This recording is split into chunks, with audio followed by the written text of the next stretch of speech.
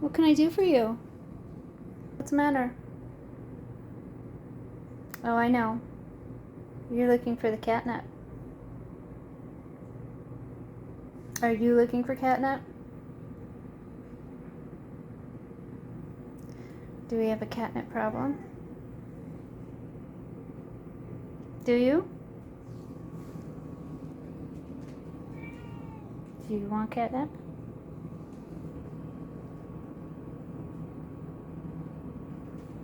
Okay. They really like their catnip. We might have a problem. But who am I to judge? You know? We all have our addictions.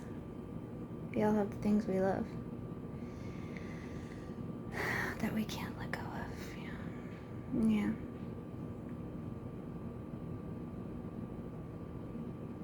I don't know. Things have been weird lately.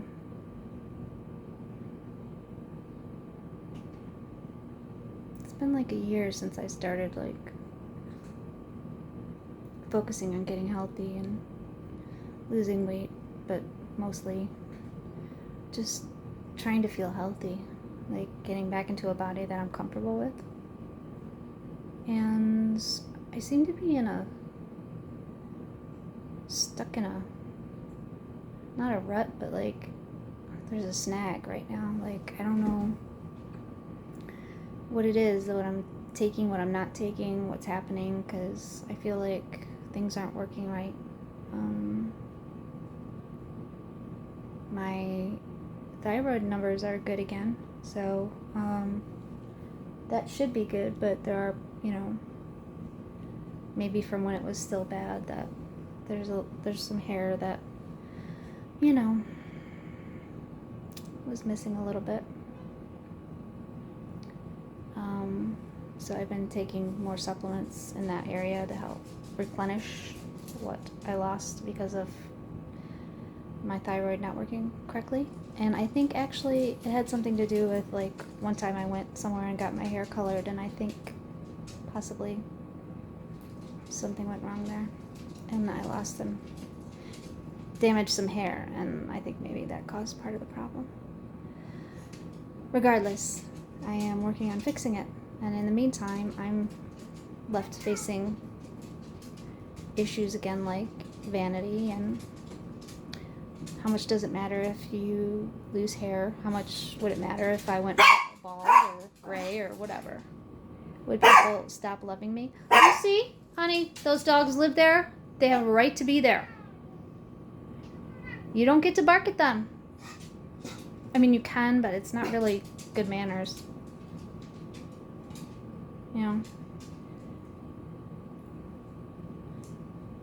Catch more flies with honey if you want to catch flies, if that's something you want to do. Anyway, so I've been battling, doing shadow work for my ego again, and this time it's about vanity and whether or not, if I had my hair, if I went bald, if I went gray, if I went whatever, would I still have value? And I know the answer is yes, and yet it's crushing when you start to lose hair or fear that you're going to lose your hair, or people lose it all the time for things much greater than what I was going through.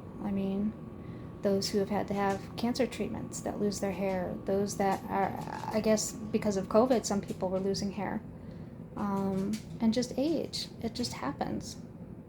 And yet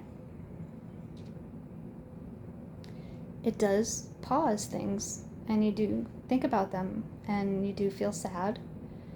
It's like, a part of you dies, and you have to reassemble a new image of who you think you are, or who you think you're presenting to the world, because we never really truly see ourselves. You can look in a mirror, but it never really looks right. You can take a million selfies, and you never really see who you are. You never see what other people see or interpret. And I think a lot of it is, I really do believe, comes from inside. And yet I still have those basic, fundamental, egoic moments where I'm like, I don't want to lose my hair. I don't want to be ugly. I don't want people to think I'm ugly. So I've been dealing with that. And trying to come up with a new plan, because clearly this one's run its course.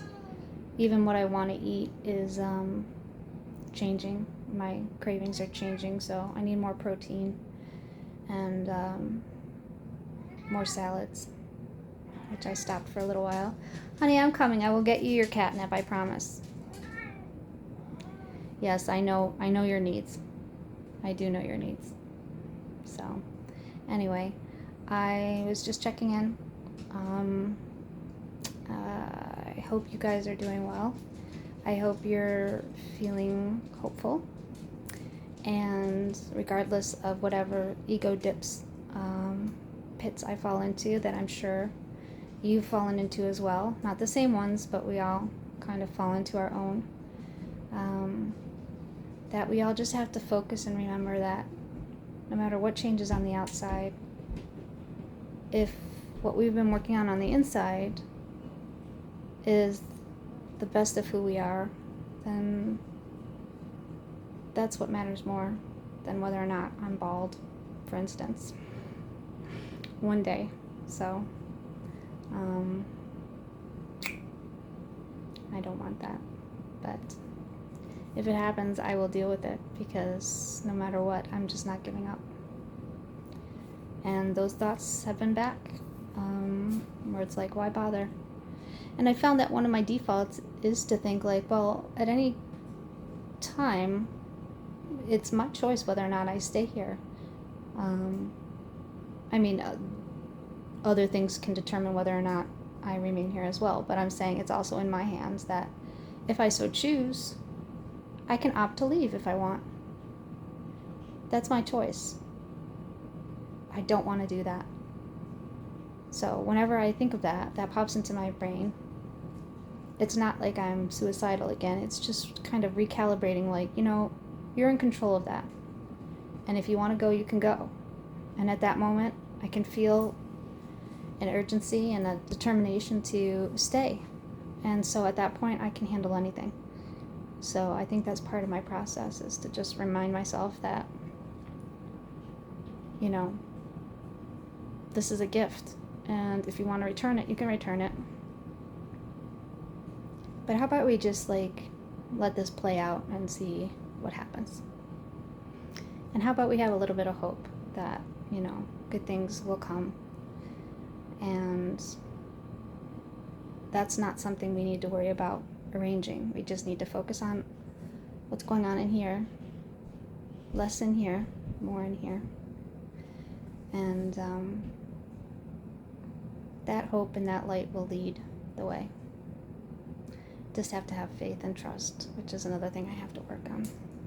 But anyway, I hope you're doing well. I love you. I'm rooting for you, as always. And if you ever need to talk, you know where I am. Okay, we'll talk soon.